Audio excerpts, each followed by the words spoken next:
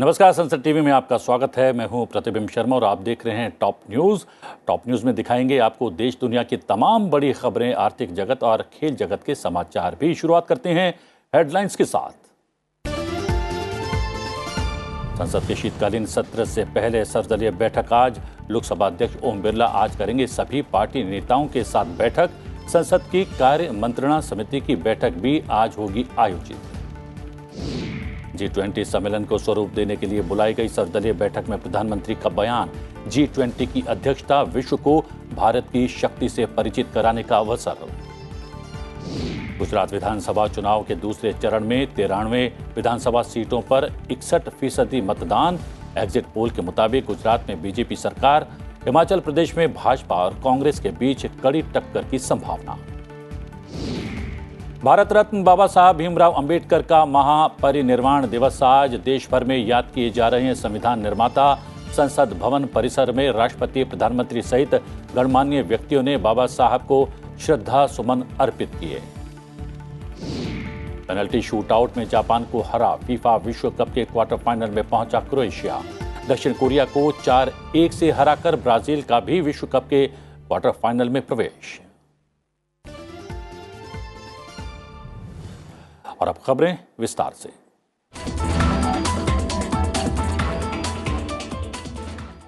कल से शुरू होने वाले संसद के शीतकालीन सत्र से पहले सरकार आज सर्वदलीय बैठक आयोजित करेगी।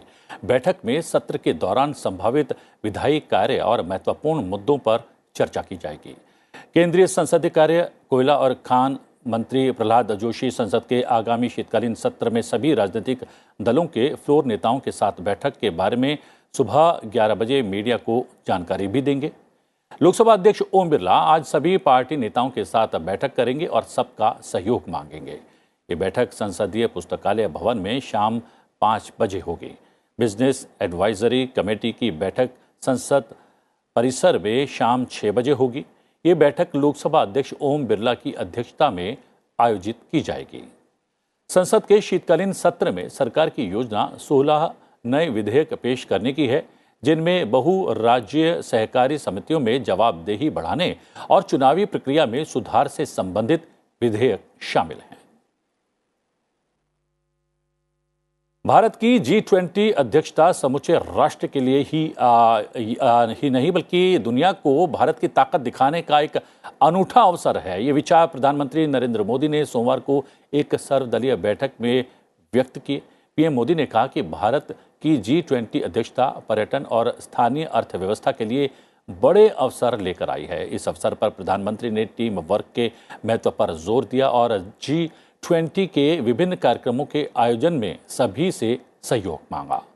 प्रधानमंत्री मोदी ने कहा कि आज भारत के प्रति वैश्विक जिज्ञासा और आकर्षण है, जो इस अवसर के महत्व को और बढ़ाता है। प्रधानमंत्री मोदी ने कहा कि G20 की अध्यक्षता भारत के विभिन्न हिस्सों को प्रदर्शित करने में मदद करेगी, जिससे देश के अलग अलग क्षेत्रों की विशिष्टता सामने आएगी। भारत को हाल ही में G20 समूह की अध्यक्षता मिली है। भारत की मेजबानी में होने वाले G20 शिखर सम्मेलन के लिए सुझाव मांगने, रणनीतियों पर चर्चा करने और अंतिम रूप देने के लिए केंद्र सरकार की तरफ से बुलाई गई बैठक में सरकार की ओर से गृह मंत्री अमित शाह, वित्त मंत्री निर्मला सीतारमण, विदेश मंत्री एस जयशंकर, रक्षा मंत्री राजनाथ सिंह, वाणिज्य मंत्री पीयूष गोयल मौजूद रहे। बैठक में कई राज्यों के मुख्यमंत्रियों ने भी हिस्सा लिया।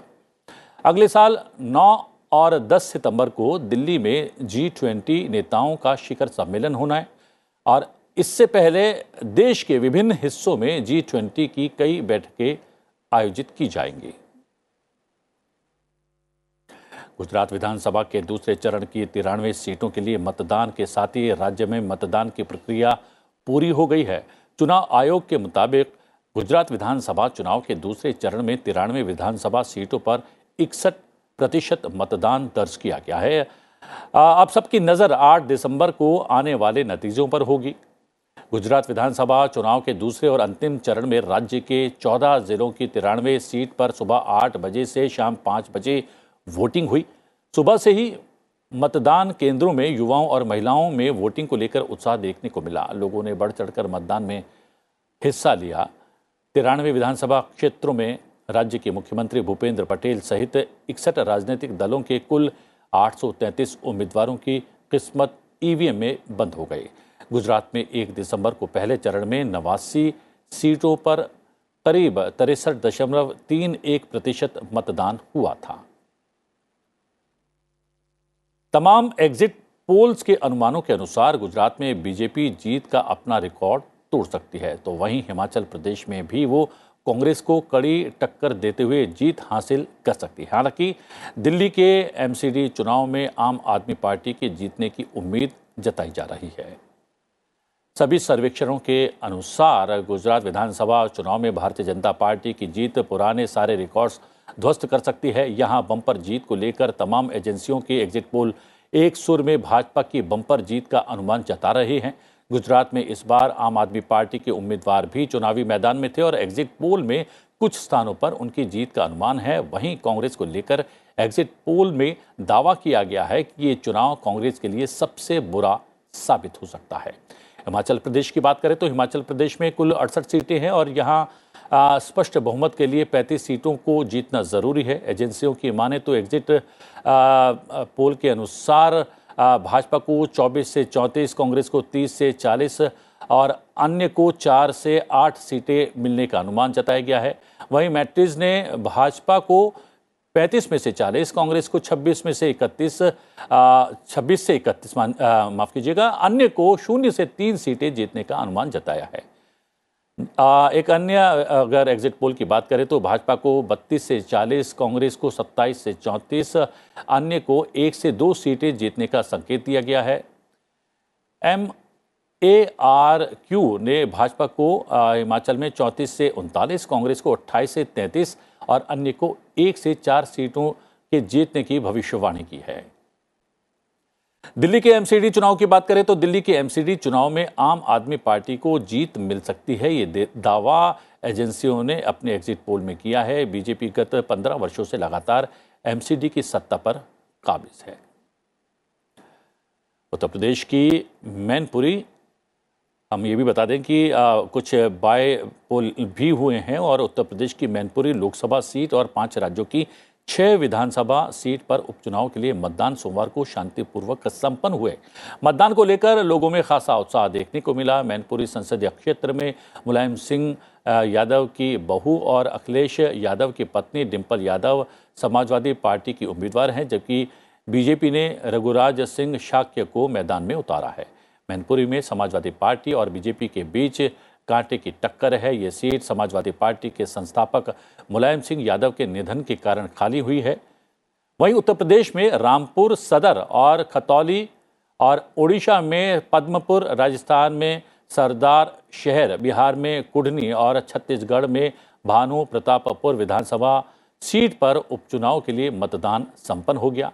रामपुर सदर और खतौली सीट पर समाजवादी पार्टी विधायक आजम खान और बीजेपी विधायक विक्रम सिंह सैनी को अलग अलग मामलों में दोषी ठहराए जाने के बाद अयोग्य घोषित किए जाने के कारण उपचुनाव जरूरी हो गया था।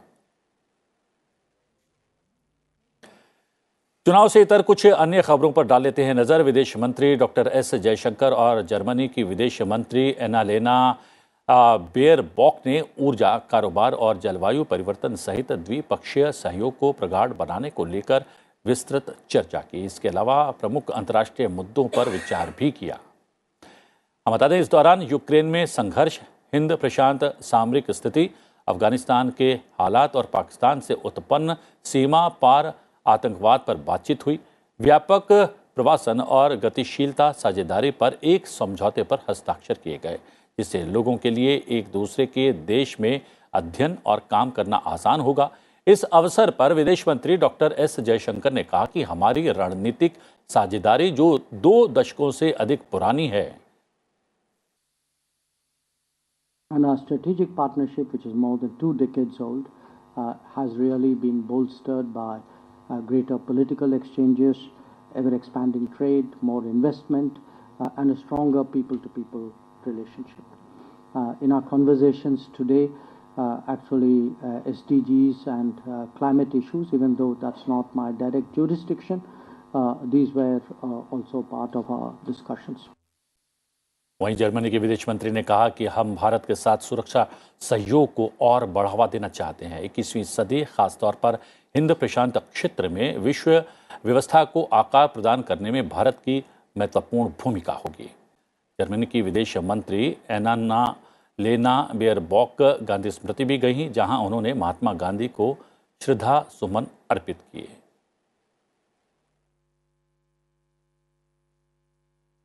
आज भारत रत्न बाबा साहब भीमराव अंबेडकर के महापरिनिर्वाण दिवस के अवसर पर देश भर में विभिन्न कार्यक्रमों का आयोजन किया जा रहा है।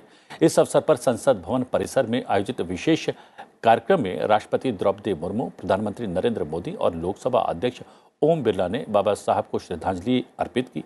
लोकसभा अध्यक्ष ओम बिरला ने संविधान शिल्पी, महान विधिवेता बाबा साहब भीमराव अंबेडकर के महापरिनिर्वाण दिवस पर उन्हें नमन करते हुए अपने संदेश में कहा कि संविधान के रूप में भारत रत्न बाबा साहब भीमराव अंबेडकर ने वो अमूल्य धरोहर देश को दी, जिसने समाज में समता, न्याय, स्वतंत्रता और बंधुत्व को सुनिश्चित कर देश में लोकतंत्र सशक्तिकरण का मार्ग प्रशस्त किया।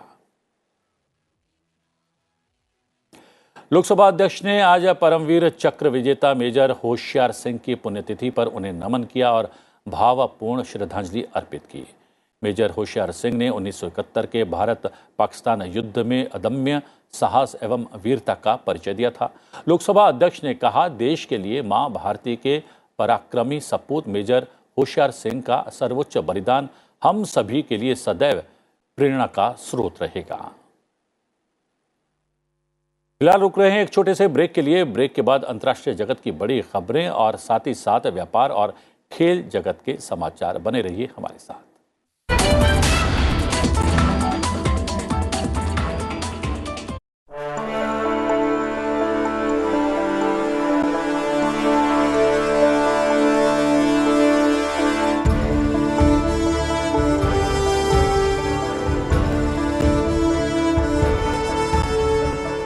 Those in favor of please say aye. जो सदस्य विरोध में ना गए, I think the ayes have it. हवालों के पक्ष में हुआ। Ayes have it. The bill is passed.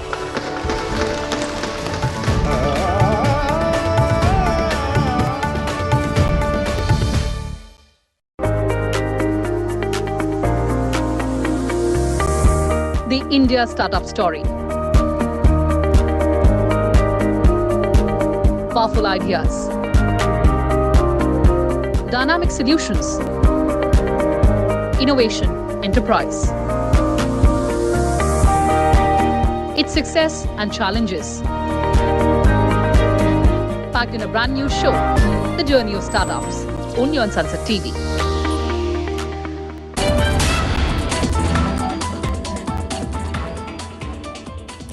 Break के बाद आपका स्वागत है और ब्रेक के बाद फटाफट नजर डाल लेते हैं 10 बड़ी खबरों पर। प्रधानमंत्री नरेंद्र मोदी 11 दिसंबर को गोवा का दौरा करेंगे। इस दौरान वो मोपा में बन रहे अंतर्राष्ट्रीय हवाई अड्डे के पहले चरण और अन्य परियोजनाओं का उद्घाटन करेंगे। लोकसभा अध्यक्ष ओम बिरला आज ILBS विश्वविद्यालय के दीक्षांत समारोह में शामिल होंगे। महाराष्ट्र के मुख्यमंत्री एकनाथ शिंदे ने दिल्ली में बीजेपी के राष्ट्रीय अध्यक्ष JP नड्डा से मुलाकात की। इस दौरान कई अहम मुद्दों पर चर्चा की गई। केंद्रीय गृह मंत्रालय केंद्र शासित प्रदेश के शीर्ष पुलिस और खुफिया अधिकारियों के साथ अंतर्राष्ट्रीय सीमा पर ड्रोन के खतरों के विशेष संदर्भ में जम्मू और कश्मीर में सुरक्षा स्थिति और विकास कार्यों की उच्च स्तरीय समीक्षा करेगा। मुंबई उच्च न्यायालय भ्रष्टाचार और आधिकारिक पद के दुरुपयोग के एक मामले में महाराष्ट्र के गृह मंत्री अनिल देशमुख की जमानत याचिका पर सुनवाई करेगा, जिसकी जांच CBI कर रही है। राज्य विधानसभाओं और केंद्र शासित प्रदेशों के लिए चुनाव वाले वर्षों के दौरान चुनावी बॉन्ड की बिक्री की अवधि को 15 दिनों तक बढ़ाने वाली हालिया अधिसूचना को चुनौती देने वाली याचिका पर सर्वोच्च न्यायालय आज सुनवाई करेगा। सर्वोच्च न्यायालय अखिल भारतीय फुटबॉल महासंघ से संबंधित एक याचिका और खेल निकाय के मसौदे संविधान से संबंधित आपत्तियों पर सुनवाई करेगा। Supreme Court AgustaWestland helicopter घोटाले में कथित बिचौलिए क्रिश्चियन मिशेल जेम्स की जमानत याचिका पर सुनवाई करेगा, जिसमें CBI और प्रवर्तन निदेशालय ने 2 अलग अलग मामले दर्ज किए हैं। टाटा समूह की एयरलाइंस एयर इंडिया ने 12 विमान पट्टे पर लिए हैं। इनमें A320 न्यू और बोइंग 777 दोनों विमान शामिल हैं। इन विमानों को एयरलाइंस के बेड़े में 2023 की पहली छमाही में शामिल होने की उम्मीद है। दिल्ली सरकार ने चरणबद्ध प्रक्रिया कार्य योजना के तीसरे चरण के तहत केंद्र की वायु गुणवत्ता समिति द्वारा लगाई पाबंदियों के मद्देनजर 9 दिसंबर तक शहर में 4 पहिए वाले BS3 पेट्रोल और BS4 डीजल वाहनों के सड़क पर दौड़ने पर प्रतिबंध लगा दिया है। और अब नजर डाल लेते हैं अंतर्राष्ट्रीय खबरों पर। लंदन स्थित भारतीय उच्चायोग ने भारत की यात्रा करना चाह रहे ब्रिटिश यात्रियों के लिए इलेक्ट्रॉनिक वीजा यानी ई-वीजा प्रक्रिया बहाल करने की सोमवार को बड़ी घोषणा की। पिछले कुछ महीनों में भारत के लिए वीजा की भारी मांग के बीच इस कदम का व्यापक स्वागत किया जा रहा है। ब्रिटेन में भारतीय उच्चायुक्त विक्रम दुरईस्वामी ने कहा कि ये सेवा तत्काल शुरू हो जाएगी। लंदन में उच्चायोग के अधिकारियों ने इस बात की पुष्टि की कि यात्री इस सप्ताह से भारत जाने के लिए ई-वीजा के वास्ते आवेदन करना शुरू कर सकते हैं। उन्होंने ये भी कहा कि प्रणाली को उन्नत करने की प्रक्रिया जारी है और भारतीय वीजा वेबसाइट जल्द ही ई-वीजा का आवेदन स्वीकार करना शुरू कर देगी। रूस ने पिछले कुछ दिनों के बाद सोमवार को यूक्रेन पर मिसाइलों की नई बौछार कर दी, जिसके बाद देश भर में लोगों को बंकरों में शरण लेनी पड़ी। इस दौरान हवाई रक्षा कार्रवाई भी की गई। राजधानी कीव और पूरे देश में हवाई हमलों के सायरन बजने लगे। इस बीच पूर्वी यूक्रेन में रूसी कब्जे वाले शहर अल-चेवस्क में यूक्रेनी गोलाबारी के बाद 9 लोग मारे गए। देश भर में बिजली आपूर्ति को बाधित करने के लिए इस हमले को अंजाम दिया गया। इस हमले से यूक्रेन के संकटग्रस्त बुनियादी ढांचे पर दबाव और बढ़ गया। फ्लोरिडा तट से दूर मेक्सिको की खाड़ी में एक निजी विमान दुर्घटनाग्रस्त हो गया है और हादसे में 2 लोगों की मौत भी हो गई है और एक अन्य लापता बताया जा रहा है। प्रशासन विमान में सवार इस तीसरे लापता व्यक्ति की तलाश में जुटा है। फेडरल एविएशन एडमिनिस्ट्रेशन द्वारा वेनिस म्युनिसिपल हवाई अड्डे पर एक विमान के बारे में संकेत न मिलने पर पूछताछ की। विमान सेंट पीटर्सबर्ग फ्लोरिडा में अपने मूल हवाई अड्डे पर वापस नहीं आया था। बचावकर्ताओं को विमान में एक मृत लड़की का शव भी मिला। एक तीसरा व्यक्ति जो विमान चालक या यात्री था रविवार से लापता है। और अंतर्राष्ट्रीय समाचार के बाद अब नजर डालते हैं आर्थिक जगत की बड़ी खबरों पर।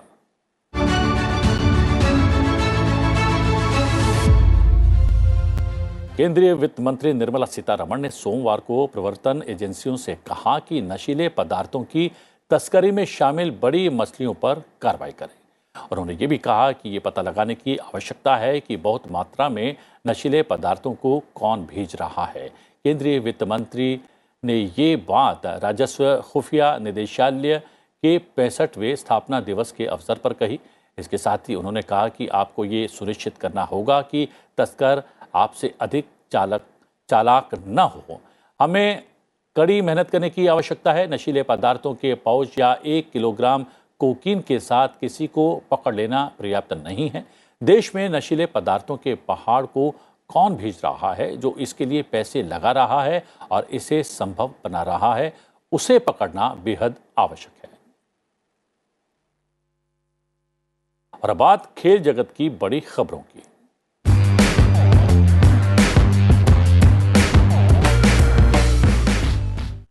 क्रोएशिया की टीम फीफा विश्व कप 2022 के क्वार्टर फाइनल में पहुंच गई है। सोमवार को अल जनौब स्टेडियम में खेले गए बेहद रोमांचक मुकाबले में क्रोएशिया ने जापान को पेनल्टी शूटआउट में 3-1 से पराजित कर दिया। क्रोएशिया की जीत के हीरो डोमिनिक लिवाकोविक रहे, जिन्होंने शूटआउट में शानदार बचाव किए। बता दें कि दोनों टीमें निर्धारित और अतिरिक्त समय तक 1-1 से बराबरी पर थीं, जिसके बाद पेनल्टी शूटआउट का सहारा लिया गया। ब्राजील की टीम फीफा विश्व कप 2022 के क्वार्टर फाइनल में पहुंच गई है। सोमवार को खेले गए एक प्री क्वार्टर फाइनल मुकाबले में ब्राजील ने साउथ कोरिया को 4-1 से पराजित कर दिया। इस जीत के साथ ब्राजील ने लगातार 8वीं और कुल मिलाकर 17वीं बार विश्व कप के क्वार्टर फाइनल में जगह बनाई है। अब क्वार्टर फाइनल में ब्राजील का सामना पिछले बार की रनर अप क्रोएशिया से होगा। आज फीफा विश्व कप में मोरक्को और स्पेन के बीच मुकाबला होगा और पुर्तगाल और स्विट्जरलैंड की टीम भी आमने सामने होंगी। तो फिलहाल इस बुलेटिन में इतना ही। जाते जाते आपको छोड़े जाते हैं आज के दिन से जुड़े इतिहास के साथ। देखिए आज के दिन से जुड़ा हुआ इतिहास। फिलहाल मुझे दीजिए आज्ञा। नमस्कार। 6 दिसंबर साल 1956 को भीमराव रामजी अंबेडकर का निधन हुआ। वे डॉक्टर बाबा साहेब अंबेडकर नाम से लोकप्रिय भारतीय विधिवेत्ता, अर्थशास्त्री, राजनीतिज्ञ और समाज सुधारक थे। उन्होंने बौद्ध दलित आंदोलन को प्रेरित किया और दलितों से सामाजिक भेदभाव के विरुद्ध अभियान चलाया था। वे स्वतंत्र भारत के प्रथम विधि और न्याय मंत्री, भारतीय संविधान के जनक और भारत गणराज्य के निर्माताओं में से एक थे। साल 1990 में अंबेडकर को मरणोपरांत भारत के सर्वोच्च नागरिक सम्मान भारत रत्न से सम्मानित किया गया। प्रत्येक वर्ष उनकी पुण्यतिथि महापरिनिर्वाण दिवस के रूप में मनाई जाती है। 6 दिसंबर साल 1704 को चमकौर का ऐतिहासिक युद्ध हुआ। यह युद्ध गुरु गोविंद सिंह जी और वजीर खान की मुगल सेना के बीच हुआ। इस युद्ध में एक तरफ गुरु गोविंद सिंह जी के 40 बहादुर सिख थे, तो वहीं दूसरी तरफ वजीर खान लाखों मुगल फौज के साथ था। वजीर खान गुरु गोविंद सिंह को पकड़ने में असफल रहा, लेकिन 40 सिख वीरता से लड़ते हुए शहीद हो गए। इस युद्ध में गुरु साहिब के दोनों बड़े बेटे साहिबजादा अजीत सिंह और साहिबजादा जुझार सिंह अद्भुत वीरता से लड़ते हुए शहीद हुए थे। इस युद्ध में लगभग 10 लाख मुगल सैनिकों पर 40 सिख भारी पड़े थे। 6 दिसंबर साल 1946 को होमगार्ड विभाग की स्थापना की गई। इस विभाग की स्थापना सांप्रदायिक दंगों को नियंत्रित करने में पुलिस की सहायता के लिए की गई। साल 1962 के चीन युद्ध में एक बार फिर पुलिस को मददगारों की जरूरत महसूस हुई। परिणाम स्वरूप 6 दिसंबर 1962 को गृह रक्षक संगठन का पुनर्गठन किया गया। होमगार्ड एक स्वैच्छिक बल है। पुलिस के छोटे भाई की तरह नजर आने वाले होमगार्ड देश भर में पुलिस के साथ कंधे से कंधा मिलाकर अपनी ड्यूटी निभाते हैं। चौराहा हो या दंगाग्रस्त इलाका, चुनाव हो या फिर सरकारी दफ्तर, होमगार्ड हर जगह तैनात रहते हैं।